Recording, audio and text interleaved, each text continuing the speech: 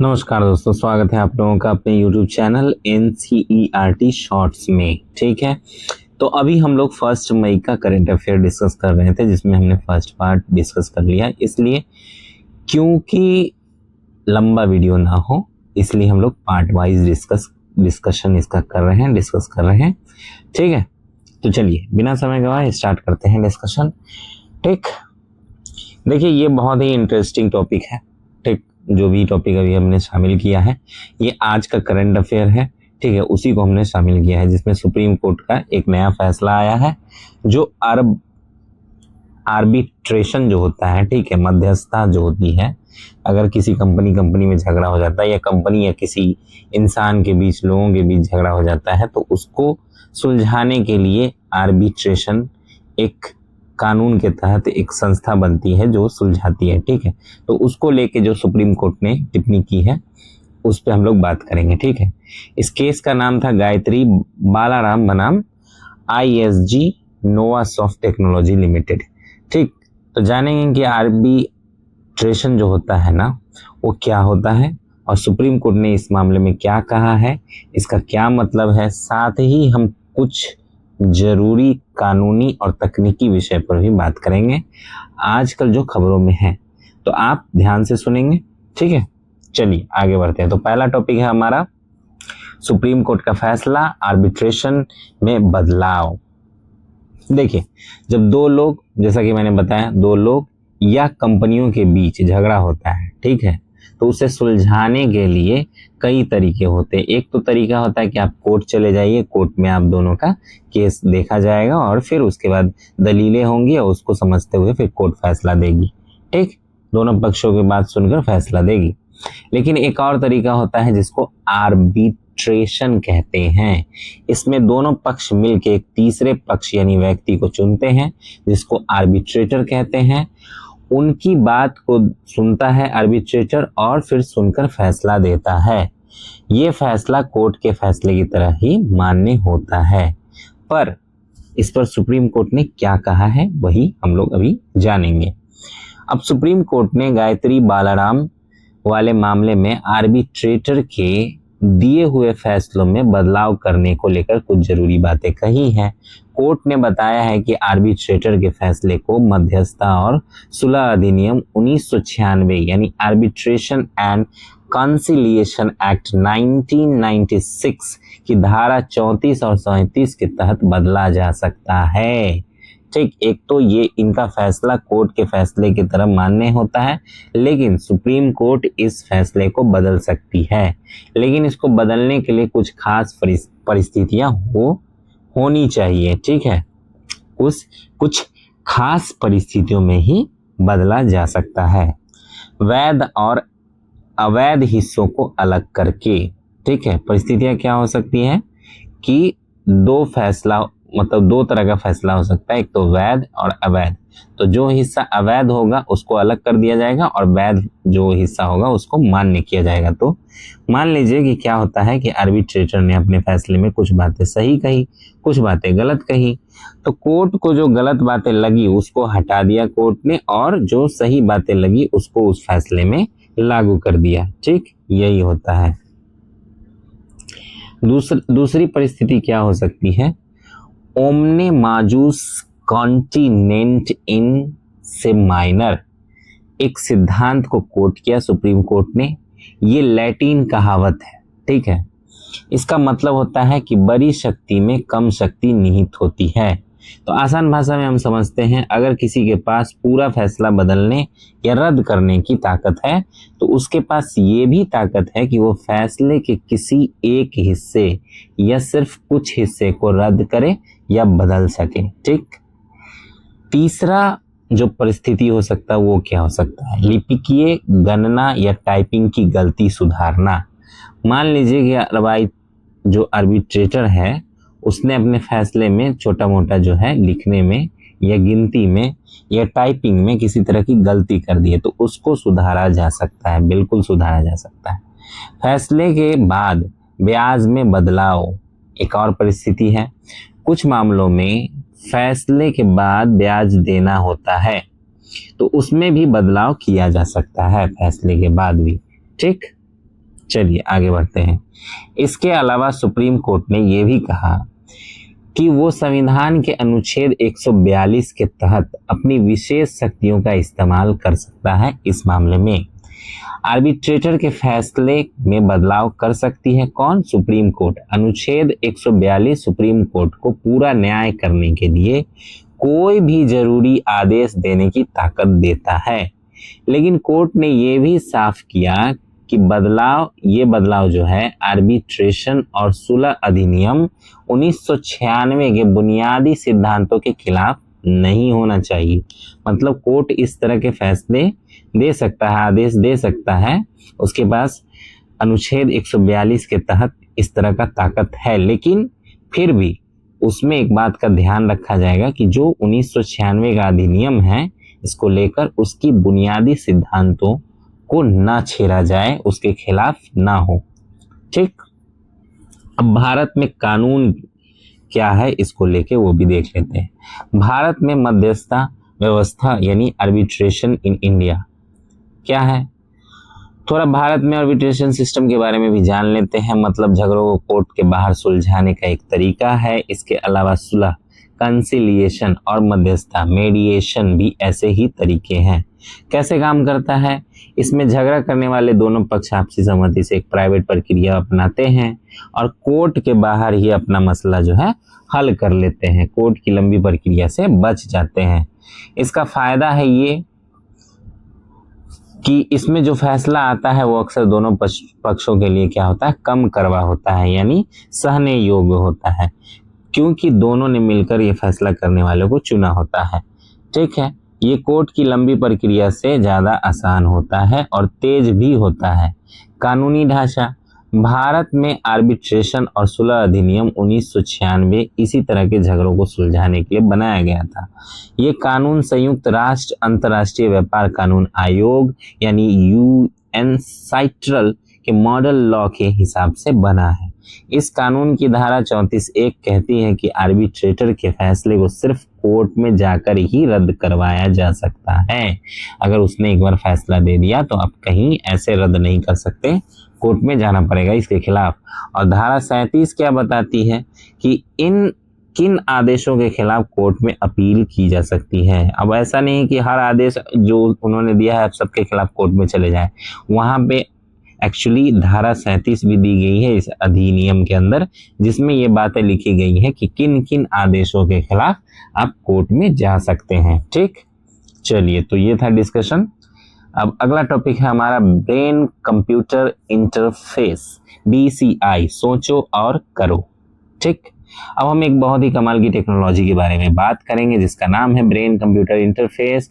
हाल ही में ये काफी चर्चा में रहा था। ठीक है, वैसे आज के करंट अफेयर में भी काफी चर्चा में रहा। क्या है BCI, पहले ये जान लेते हैं। ठीक, ये एक कंप्यूटर पर आधारित सिस्टम है। ये हमारे दिमाग से निकलने वाले संकेतों को पकड़ता है, उनका विश्लेषण करता है और फिर उसको कमांड में बदल देता है, जिससे हम किसी भी डिवाइस को कंट्रोल कर सकते हैं। खास बातें क्या है, इसे आवाज या मांसपेशियों के कंट्रोल करने की जरूरत नहीं होती है। ठीक, यानी छू के या बोल के नहीं करना है। ठीक है, सिर्फ दिमाग से ही हो जाता है।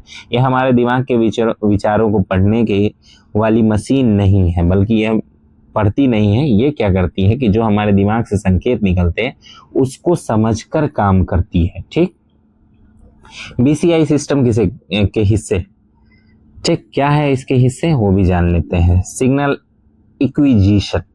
ठीक, सिग्नल एक्विजिशन क्या है कि इसमें दिमाग के संकेतों को मापा जाता है और कंप्यूटर को भेजा जाता है। ठीक है, और दूसरा फीचर क्या है इसका? Feature extraction. ये संकेतों को विश्लेषण करता है और उसकी प्रक्रिया करता है। ठीक, और जिससे काम की जानकारी जैसे किसी की इच्छा बाहरी शोर से अलग करता है। ठीक है, फीचर ट्रांसलेशन एल्गोरिथम। ठीक, इसमें क्या है? ये काम की जानकारी को आउटपुट डिवाइस के लिए सही कमांड में बदलता है। चौथा है डिवाइस आउटपुट। ये लेटर सिलेक्ट करता है। ठीक है, कर्सर कंट्रोल करता है और रोबोटिक आर्म को चलाना जैसे काम कर सकता है। अब इसके उपयोग को देख लेते हैं कि BCI के मुख्य उपयोग क्या क्या हो सकते हैं। संचार और नियंत्रण। ठीक है, यानी बातचीत और कंट्रोल। ठीक, ये उन लोगों के लिए एक बहुत अच्छा तरीका जो बोल नहीं सकते हैं, अपने हाथ पैर को नहीं हिला सकते हैं, ठीक है, तो वो सिर्फ सोचकर कंप्यूटर या दूसरी मशीनों को कंट्रोल कर सकते हैं इसकी सहायता से, ठीक है, बीसीआई की सहायता से। चिकित्सा में बहुत काम आ सकता है, जैसे धूम्रपान छुड़वाने में, मोशन सिकनेस ठीक करने में, दिमाग या नींद से जुड़ी कोई बीमारी है तो उसका पता लगाने में और इसका इलाज करने में मदद कर सकता है।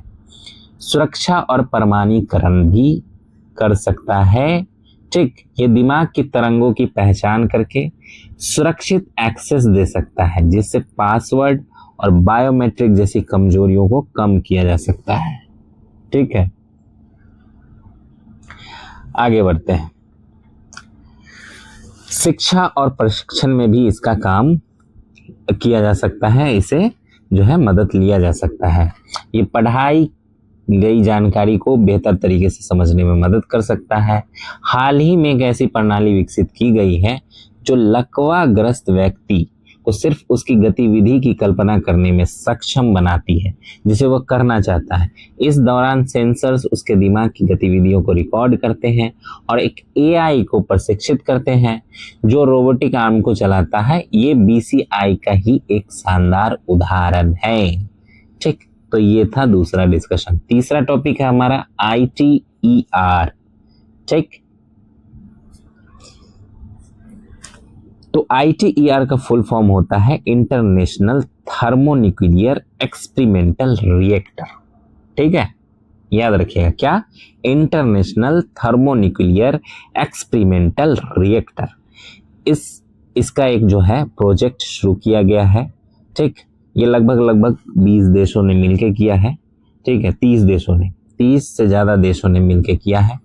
ये क्या है, इसमें सूरज को धरती पर लाने जैसा कुछ प्रोग्राम है, पर मतलब उसका मतलब वो नहीं है कि सूरज को धरती पे लाया जाता है, बिल्कुल हम जो है पता लगा रहे हैं कि किस तरह की चीजें होती हैं। तो इसके अंतर्गत क्या है, वैज्ञानिकों को लेकर एक ये परियोजना है, ठीक, जिसका नाम है ITER न्यूक्लियर फ्यूजन प्रोजेक्ट। वैज्ञानिकों ने इस प्रोजेक्ट के लिए मुख्य मैग्नेट सिस्टम का निर्माण पूरा कर लिया है। ये सिस्टम ITER के टोकामक रिएक्टर के कोर को ऊर्जा देगा। टोकामक रिएक्टर क्या है, ये एक एक्सपेरिमेंटल मशीन है जिसे न्यूक्लियर फ्यूजन ऊर्जा को नियंत्रित करने के लिए डिजाइन किया गया है। न्यूक्लियर फ्यूजन क्या है, ये वो प्रक्रिया है जिसमें दो हल्के परमाणु नाभिक आपस में मिलकर एक भारी नाभिक का परमाणु नाभिक का जो फॉर्मेशन करते हैं, बनाते हैं, ठीक। और इस प्रक्रिया में बहुत ज्यादा ऊर्जा निकलती है जिसके कारण क्या होता है, रोशनी होती है। सूरज और तारों में जो है इसी तरह की ऊर्जा बनती है। टोकामक रिएक्टर एक पल्स्ड सुपरकंडक्टिंग इलेक्ट्रोमैग्नेटिक सिस्टम पर काम करता है। इसे पहली बार 1960 के दशक में सोवियत अनुसंधान द्वारा विकसित किया गया था, ठीक है, याद रखिएगा। ये वाला जो लाइन था ये बहुत ही इंपॉर्टेंट था, ठीक। ITER दुनिया का सबसे बड़ा टोकामक संयंत्र होगा जो जापान के GT60SS से भी दुगुना बड़ा होगा। International thermonuclear experimental reactor ITER क्या है, ये 30 देशों से ज्यादा देशों का एक अंतर्राष्ट्रीय सहयोग है। ये रिएक्टर दक्षिणी फ्रांस में स्थित है। भारत इस परियोजना का एक महत्वपूर्ण सदस्य है और इसके कुछ सबसे महत्वपूर्ण ढांचों के निर्माण में बड़ी भूमिका निभाई है। किसने, भारत ने, जिसमें है कि क्रायो स्टेट कूलिंग सिस्टम और हीटिंग टेक्नोलॉजी शामिल है, ठीक। भारत ने अपना योगदान इसके अंदर दिया है। इसका उद्देश्य क्या है, मकसद ये दिखाना है कि न्यूक्लियर फ्यूजन हमारे सूरज और तारों की ऊर्जा की तरफ पृथ्वी पर एक पर्याप्त सुरक्षित और कार्बन मुक्त ऊर्जा स्रोत के रूप में व्यवहारिक हो सकता है या नहीं, ठीक है। यानी हम लोग ऊर्जा का एक अच्छा स्रोत ढूंढ रहे हैं। खैर, अगला टॉपिक है हमारा गन्ने का FRP। FRP means fair and remunerative price, ठीक। गन्ने का FRP किसानों के लिए खुशखबरी है। अब हम किसानों से जुड़ी एक अच्छी खबर के बारे में बात करेंगे। प्रधानमंत्री की अध्यक्षता में, किसकी अध्यक्षता में, प्रधानमंत्री की अध्यक्षता में आर्थिक मामलों की मंत्रिमंडलीय समिति ने आर्थिक मामलों के मंत्रिमंडलीय समिति ने चीनी सीजन 2024-25 के लिए गन्ने के लिए उचित लाभकारी मूल्य यानी फेयर एंड रिम्यूनरेटिव प्राइस यानी FRP को मंजूरी दे दी है। FRP क्या होता है? वो कीमत है जिसकी घोषणा केंद्र सरकार करती है और जिस पर चीनी मिलों को क्या करना होता है? किसानों से गन्ना खरीदना होता है। कौन तय करता है? गन्ना नियंत्रण आदेश 1966 के तहत जो है केंद्र सरकार गन्ने का FRP तय करने की शक्ति रखता है। ये मूल्य कृषि लागत और मूल्य आयोग CACP की सिफारिशों के आधार पर तय किया जाता है। इसकी सिफारिश भी करता है कौन? CACP। ठीक। कुछ राज्य जैसे उत्तर प्रदेश, पंजाब, हरियाणा, उत्तराखंड अपना राज्य परामर्शी मूल्य यानी स्टेट एडवाइज प्राइस यानी SAP भी जारी करते हैं, निर्धारित करते हैं, जो आमतौर पर FRP से ज्यादा होता है। ठीक है, एक तरह का मूल्य है, एक तरह का कीमत है जिसको निर्धारित करता है कौन? राज्य भी निर्धारित करते हैं, लेकिन ये FRP से ज्यादा होता है जिसको सेंट्रल गवर्नमेंट निर्धारित करती है। ठीक, चलिए ये खत्म हुआ। अगला टॉपिक है हमारा क्लोरोपाइरीफोस, एक खतरनाक कीटनाशक।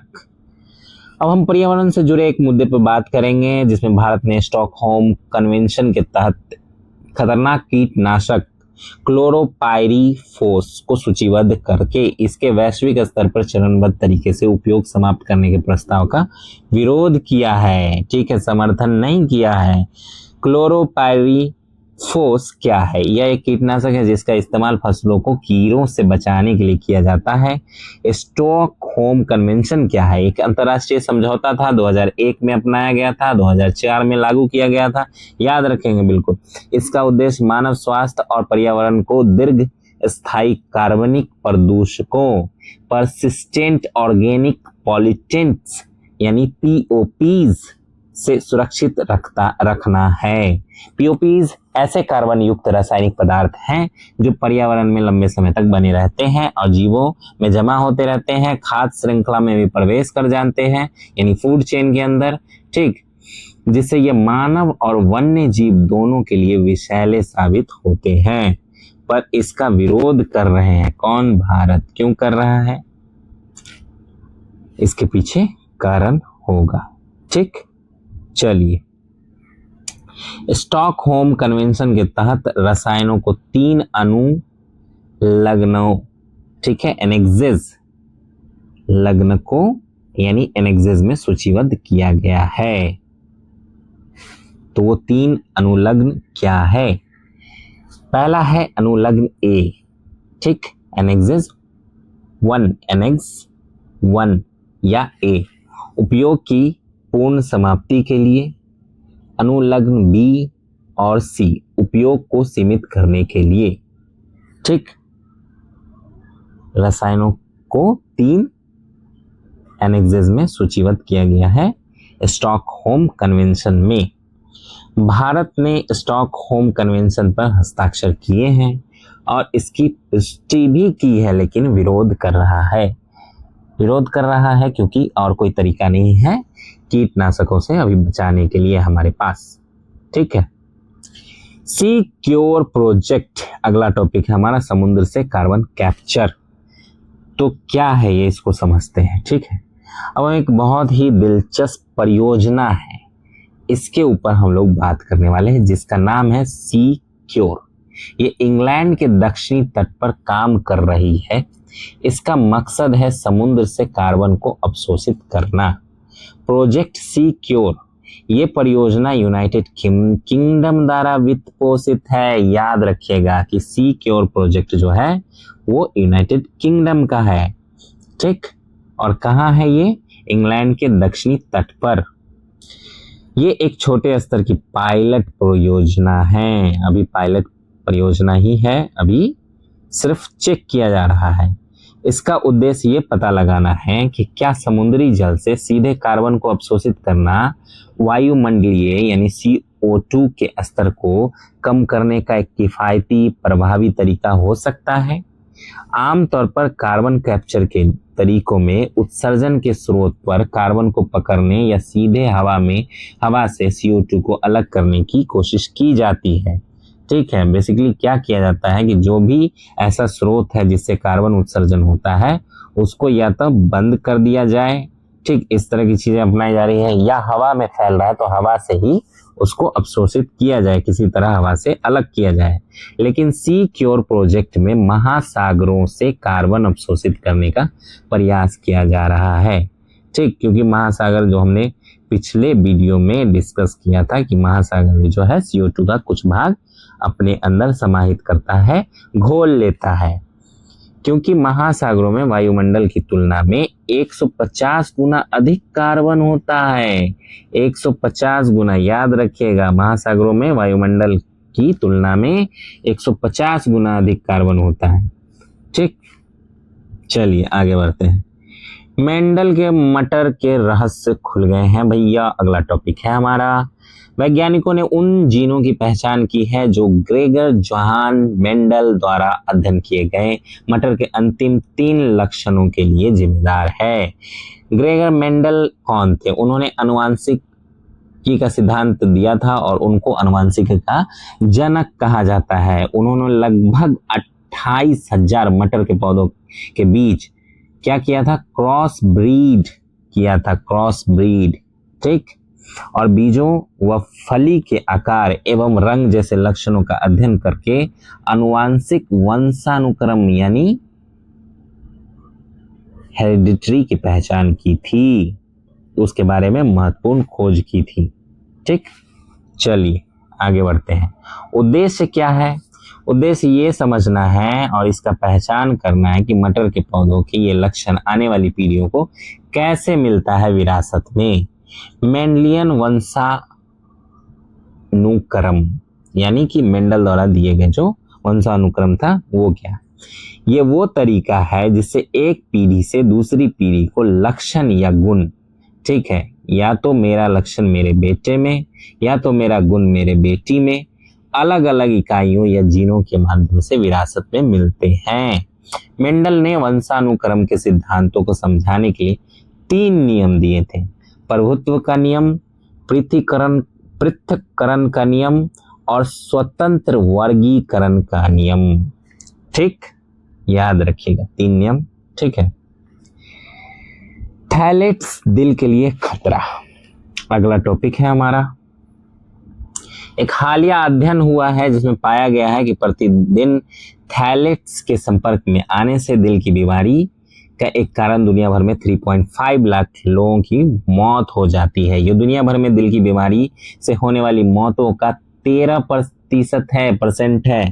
थैलेट्स आमतौर पर घरों में उपयोग की जाने वाली प्लास्टिक वस्तुएं बनाने में इस्तेमाल किए जाते हैं, यानी प्लास्टिक का जो भी हम यूज करते हैं उसके संपर्क में आते हैं तो इससे हमें दिल की बीमारी होने का चांस ज़्यादा है, बढ़ जाता है, क्योंकि 3.5 लाख लोग जो है मर जाते हैं हर साल दुनिया भर में इस बीमारी के कारण, यानी 13% मौतें इस बीमारी के कारण होते हैं, थैलेट्स के संपर्क में आने के कारण होते हैं, दिल की बीमारी के कारण होते हैं। अब जानते हैं कि थैलेट्स क्या है। ऑर्थोथैलेट्स को आमतौर पर थैलेट्स ही कहा जाता है। ये प्लास्टिक उत्पादों को मुलायम और कम नाजुक बनाने के लिए उपयोग किए जाने वाले रासायनिक पदार्थ हैं। इनका विशेष रूप से पॉलीविनाइल क्लोराइड नामक प्लास्टिक, याद रखिएगा, ठीक है, पॉलीविनाइल क्लोराइड नामक प्लास्टिक में उपयोग किया जाता है। ये रंगहीन होता है, गंधहीन भी होता है और आमतौर पर ये क्या होता है? तैलीय तरल पदार्थ होते हैं, ठीक है, तेल की तरह का होता है, जैसा तेल होता है चिपचिपा वैसा ही, जिन्हें प्लास्टिसाइजर भी कहा जाता है। क्या कहा जाता है? प्लास्टिसाइजर। एकदम याद रखिएगा, थैलेट्स के बारे में पूछ लेगा, ठीक है, इस तरह से आपको स्टेटमेंट दे देगा कि थैलेट्स के गुण बताइए, ठीक है, ये रंगीन होता है या रंगहीन होता है, गंधहीन होता है या गंध वाला होता है, किस तरह का पदार्थ होता है, एक स्टेटमेंट देके आपसे पूछ सकता है, ठीक है। और ये अभी है न्यूज़ में तो पक्का चांस है कि पूछे। और इसको प्लास्टिसाइजर कहते हैं या इसको आयरनाइजर कहते हैं या क्या कहते हैं, इस तरह का स्टेटमेंट देके आपसे पूछ लेगा सवाल, ठीक। उस प्लास्टिक सतह से स्थायी रूप से नहीं जुड़ता है, ठीक, ये क्या होता है कि जिस प्लास्टिक से इसको मिलाया जाता है उससे ये अस्थायी रूप से नहीं जुड़ता है, ठीक, जिन पर इन्हें लगाया जाता है। इसका उपयोग दवाइयों, मेडिकल उपकरणों और फूड पैकेजिंग आदि में भी किया जाता है। तो थोड़ा इससे सजग रहना है। चलिए अगला टॉपिक है हमारा इंसेफ्लाइटिस के खिलाफ वैश्विक अभियान। यूनाइटेड किंगडम स्थित इंसेफ्लाइटिस इंटरनेशनल ने इंसेफ्लाइटिस और अन्य वैक्सीन द्वारा रोकथाम योग्य बीमारियों के लिए बढ़ते खतरे के खिलाफ टीकाकरण के महत्व को बढ़ावा देने के लिए एक वैश्विक अभियान शुरू किया है।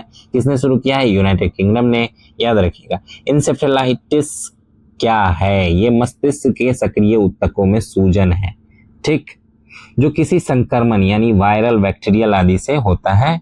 ऑटो इम्यून प्रतिक्रिया के कारण होता है। खुद ही इम्यून जो है खुद ही अपने से ही प्रतिक्रिया कर देता है जब ऐसा बैक्टीरियल या वायरल कोई घटना घटती है हमारे शरीर के अंदर, ठीक है।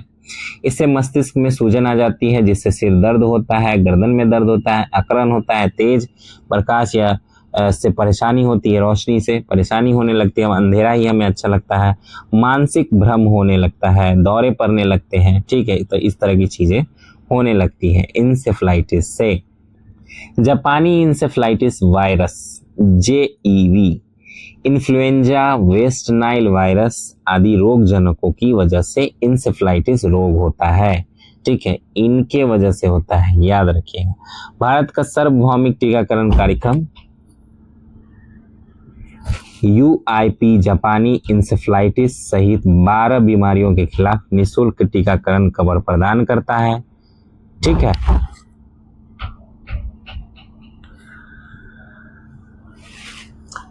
अगला टॉपिक है हमारा ब्रह्मांड कितना कलम्पी है। हालिया शोध के अनुसार ब्रह्मांड की मूल प्रकृति को यह जानकर निर्धारित किया जा सकता है कि वो कितना कलम्पी है या सघन है, ठीक है, जिसे S8 के माध्यम से मापा जाता है। S8 क्या है? यह ब्रह्मांड में पदार्थों के वितरण में विषमता, असमरूपता यानी एक तरह का नहीं दूसरे तरह का एक माप है। इसे ब्रह्मांड के अलग अलग क्षेत्रों में आकाश गंगाओं और अन्य खगोलीय पिंडों की गणना करके तथा पदार्थ के वितरण का मूल्यांकन करके निकाला जाता है। S8 का अधिक मान यह दर्शाता है कि ब्रह्मांड में अधिक क्लस्टरिंग, पदार्थों की समूहीकरण या सघनता है या नहीं। वही कम मान यह संकेत करता है कि पदार्थों का वितरण अधिक समान रूप से हुआ है। S8 टेंशन तब उत्पन्न होती है जब S8 के मान को मापने के अलग अलग तरीकों को अलग अलग अनुमान प्राप्त होते हैं, ठीक है। बेसिकली इतना ही है इसमें, तो इसमें जो इंपॉर्टेंट चीजें हैं उसको याद रखिएगा। अब अगला टॉपिक है हमारा चालुक्य राजवंश का दुर्लभ शिलालेख हमें मिला है। बादामी के चालुक्य राजवंश विक्रमादित्य, ठीक है, प्रथम के समय का एक दुर्लभ अभिलेख दावणगेरे जिले यानी कर्नाटक के मदापुरा झील में खोजा गया है, ठीक, ये झील से मिला है, याद रखिएगा। कहाँ?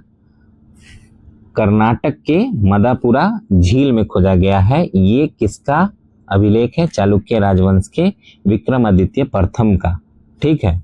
विक्रमादित्य प्रथम के बारे में कुछ जान लेते हैं। इनका जो कार्यकाल था वो था 644 ईस्वी से 681 ईस्वी के बीच। ये पल्लव राजा नरसिंह वर्मन प्रथम के हाथों अपने पिता पुलकेशिन द्वितीय, अपने नाम सुना होगा, पुलकेशिन द्वितीय ने हर्षा को हराया था, ठीक है। तो पुलकेशिन द्वितीय की पराजय के बाद सिंहासन पर आसीन हुए थे। इनकी सबसे महत्वपूर्ण सैन्य उपलब्धि जो है चालुक्यों की राजधानी वतापी को पल्लवों से पुनः प्राप्त कर लेना था। उन्होंने मुक्त खरे मंदिरों के निर्माण में योगदान दिया था, जो चालुक्य वास्तुकला की विशिष्टता की पहचान बन गए, ठीक। तो इतिहास में जब हम लोग पढ़ेंगे, ठीक ना, हिस्ट्री जब हम लोग पढ़ेंगे, मेडिएवल हिस्ट्री और उससे पहले एंशिएंट हिस्ट्री, तो हम इनके बारे में अच्छे से पढ़ेंगे। फिलहाल इतनी जानकारी आप रखें इनके बारे में, ठीक है। अगला टॉपिक है हमारा और लास्ट, आदि शंकराचार्य। आदि शंकराचार्य की मतलब अभी जो है ये प्रोमिनेंटली न्यूज में है, ठीक है। ये पर्सनालिटी की बात हम लोग कर रहे हैं, ये न्यूज में है क्यों? क्योंकि सरकार ने फैसला किया है कि आदि शंकराचार्य की जो 4 पंच धातु पंच लोह जिसको कहते हैं उनकी प्रतिमाएं जो है क्या करेंगे, उत्तराखंड, केदारनाथ में, बद्रीनाथ में और उत्तर मान्य ज्योति मठ में स्थापित की जाएगी। ठीक है, आदि शंकराचार्य के बारे में जानते हैं तो इनका जन्म हुआ था कलाडी में, केरल में। ठीक, और 8वीं शताब्दी में उस समय के ये संत थे। ठीक है, तो इन्होंने अद्वैतवाद का सिद्धांत दिया था, गैर द्वैतवाद। द्वैतवाद का मतलब होता है दो, अद्वैतवाद का मतलब हुआ एक। समझ गए? तो एक्चुअली ये फिलॉसफी है, दर्शन है। दर्शन का मतलब होता है देखना, किसी चीज को मिल जाना।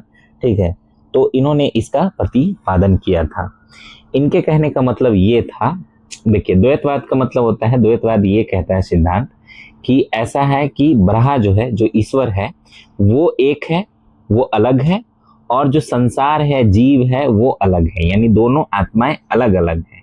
और जो ईश्वर है उसी की दया पे ये बात निर्भर करता है कि जो संसार है, जीव है, उसको मोक्ष मिलेगा या नहीं मिलेगा। लेकिन इसके विपरीत आदि शंकराचार्य ने ये सिद्धांत दिया अद्वैतवाद का कि नहीं, जो ब्रह्मा है, जो ईश्वर है, और जो जीव है, संसार है, वो दोनों एक है। अगर इस बात को हम जान जाते हैं तो हमको मुक्ति मिल जाएगी। ठीक, यही बात उन्होंने कहा। ये दर्शन ब्रह्मा की अद्वैतवाद प्रकृति पर जोर देता है। ब्रह्मा परम निराकार वास्तविकता है। इसके अनुसार जो है आत्मन यानी ब्रह्मा यानी ईश्वर से अलग नहीं है। आत्मा और ईश्वर दोनों एक ही है। शंकराचार्य के अनुसार दुनिया में जो भिन्नता यानी द्वैत दिखाई देती है, यानी दो दिखाई देता है, वो माया यानी भ्रम है। ठीक है, वो तथा मोक्ष यानी मुक्ति तब मिलती है जब व्यक्ति यानी आत्मा को ब्रह्मा यानी ईश्वर की पहचान हो जाए। ठीक है, दोनों के एक होने का बात समझ में आ जाए, तभी जाके आपको मुक्ति मिल जाएगा। इन्होंने आध्यात्मिक साधना में भक्ति को भी महत्व दिया। ठीक, इन्होंने देश की 4 दिशाओं में 4 मठ, श्रृंगेरी, ठीक है, श्रृंगेरी यानी दक्षिण में, द्वारका पश्चिम में, ठीक, आई गुजरात में, ठीक है, उसी साइड में था द्वारका नाम सुना होगा आपने। ठीक, और पूरी उड़ीसा, ठीक है, पूर्व में, और बद्रीनाथ यानी उत्तराखंड में, ठीक है, उत्तर में स्थापित किए थे। इनकी साहित्यिक कृतियां हैं भज गोविंद, ठीक है, भज गोविंदम पहला, दूसरा है आत्म सतकम, तीसरा है सौंदर्य लहरी, और चौथा है ब्रह्म सूत्र भाष्य। ठीक, तो ये था हमारा आज का करंट अफेयर का डिस्कशन, और ये यहीं पे खत्म होता है। 1 मई का डिस्कशन हो गया है, 2 मई का कल करेंगे, और जो भी करंट अफेयर्स छूटे हुए हैं उसको भी मैं जल्दी कवर करने की कोशिश करूंगा। ठीक है, तो आज हमने कानून, टेक्नोलॉजी, पर्यावरण, कृषि विज्ञान और इतिहास से जुड़े जो कई महत्वपूर्ण विषयों के ऊपर बात की। उम्मीद है आपको सारी जानकारी आसानी से समझ में आई होगी। अगर आपका कोई सवाल है, ठीक है, मन में कोई सवाल उभरता है तो जरूर पूछिए कमेंट बॉक्स में, मैं जवाब जरूर दूंगा। ठीक है, अगले वीडियो में मिलते हैं, तब तक के लिए लाइक, शेयर और सब्सक्राइब जरूर कर लीजिए चैनल को। धन्यवाद।